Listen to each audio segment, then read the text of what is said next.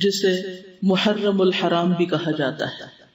محرم کا لفظی معنی ہے حرام کیا گیا، یعنی جس مہینے کی حرمت ہے، جس میں بہت سے ایسے کام حرام کیے گئے ہیں جن کو ایک مسلمان نہیں کرتا یا ان کا کرنا اس کے لیے حرام میں آتا ہے۔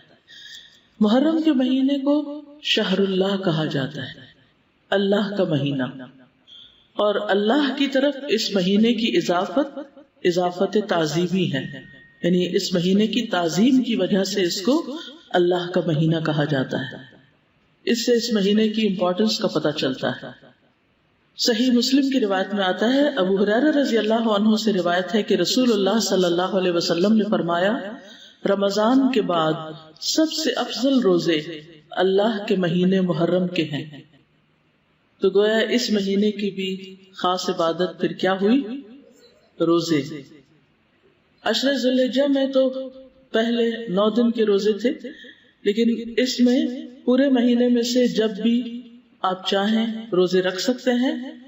ضروری نہیں کہ پورے ہی مہینے کے روزے رکھیں جیسے رمضان میں رکھے جاتے ہیں، لیکن 10 تاریخ کا روزہ جو ہے اس کی خاص فضیلت ہے۔ محرم الحرام کی ایک اہمیت کی وجہ یہ بھی ہے کہ یہ ہجری سال کا پہلا مہینہ ہے، تو یہ مہینہ عظمت اور برکت والا ہے اور حرمت والا ہے۔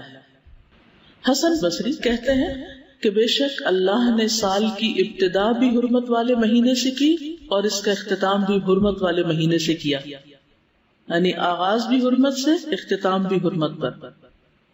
سال میں رمضان کے بعد اللہ کے ہاں محرم سے بڑھ کر عظمت والا کوئی مہینہ نہیں۔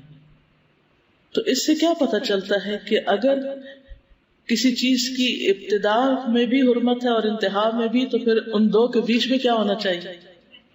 اس کا خاص خیال رکھنا چاہیے، یعنی جس کام کے آغاز میں اور جس کے اختتام پر خصوصی ہدایات دی جائیں اور اللہ سبحانہ تعالیٰ کی عبادت اور خصوصاً روزے وغیرہ کی عبادت کی طرف متوجہ کیا جائے تو سال بھر بھی پھر اس کی عادت اپنا لینی چاہیے۔ نئے سال کا آغاز جو ہے وہ دعا سے کرنا چاہیے۔ عبداللہ بن ہشام سے روایت ہے، وہ کہتے ہیں کہ جب مہینہ یا سال آتا تو رسول اللہ صلی اللہ علیہ وسلم کے صحابہ یہ دعا اس طرح سیکھتے جیسا کہ وہ قرآن سیکھتے، اللہم ادخلہ علینا بالامن والایمان والسلامت والاسلام وجوار من الشیطان ورضوان من الرحمن۔ اس کا معنی ہے، اے اللہ اس مہینے کو یا اس سال کو ہمارے اوپر امن اور ایمان، سلامتی اور اسلام کے ساتھ، شیاطین سے بچاؤ یا شیطان سے بچاؤ اور رحمان کی رضامندی کے ساتھ داخل فرما۔ محرم کا مہینہ چونکہ حرمت والا مہینہ ہے تو اس مہینے میں خاص طور پر آپس میں ایک دوسرے پر ظلم کی ممانعت ہے۔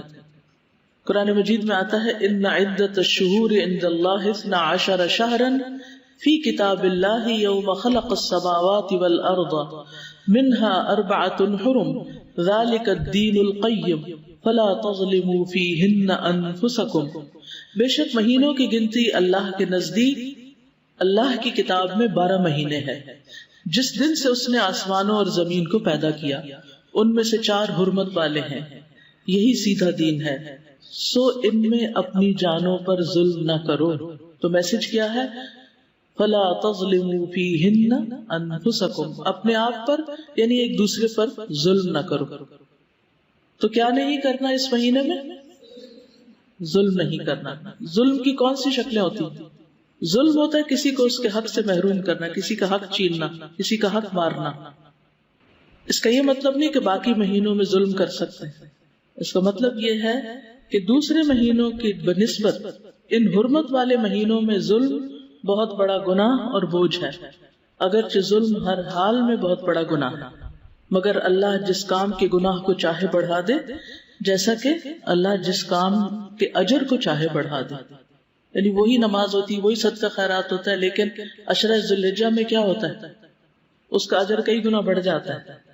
اسی طرح حرمت والے مہینوں میں ظلم کا گناہ جو ہے وہ زیادہ ہو جاتا ہے، اور یہ 4 مہینے خاص طور پر 1/3 آف دا ایئر خاص طور پر اس لیے اس کام کے لیے رکھا گیا اور اس کی شدت کا احساس دلایا گیا تاکہ لوگ اس کی پریکٹس کریں، کانشیس ہوں، اور خصوصی طور پر اس میں اپنے آپ کو ایسے گناہوں سے بچائیں تاکہ باقی سال بھی اس پر عمل کر سکیں۔